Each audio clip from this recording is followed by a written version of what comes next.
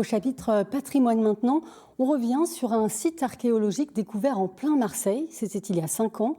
Les vestiges de la carrière de la Corderie ont 2600 ans d'existence, mais ils pourraient bien à nouveau être ensevelis sous terre et disparaître. C'est une décision de l'État qui provoque aujourd'hui la colère des défenseurs du patrimoine. Un dossier signé Jean-François Georgetti et Florence Giroux. Ce site archéologique est condamné à mort. Regardez-le bien, il va disparaître sous des tonnes de terre.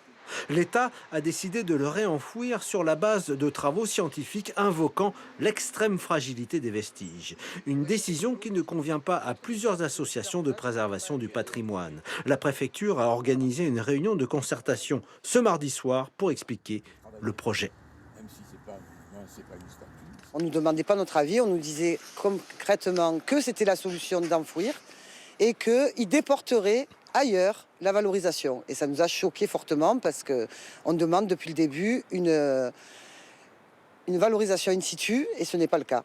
Michel Villeneuve, géologue de profession et chercheur, précise que le réenfouissement est la pire des solutions pour la conservation du site. Il propose l'installation d'un toit. Un monument qui est à l'air libre s'altère, ce qui ne peut pas être le cas ici. C'est une roche, et au contraire, qui peut se solidifier. C'est un mauvais argument.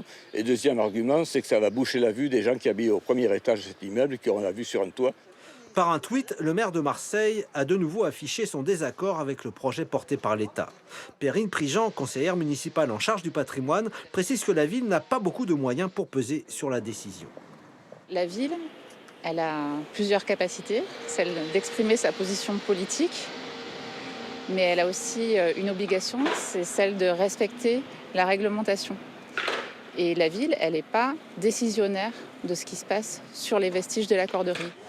L'affaire a démarré pendant l'été 2017. Cette carrière antique a été mise au jour au cours de travaux de construction d'un immeuble. Après une forte mobilisation des habitants du quartier et d'associations de conservation du patrimoine, la ministre de la Culture de l'époque avait engagé la parole de l'État pour préserver une partie du site. J'ai demandé à la ville et à l'aménageur de se concerter sur un cahier des charges qui mettrait en place des notions de visibilité, d'accessibilité et de transmission. Pour les associations, l'État n'a pas tenu sa parole. Elles vont prochainement engager des recours devant le tribunal administratif.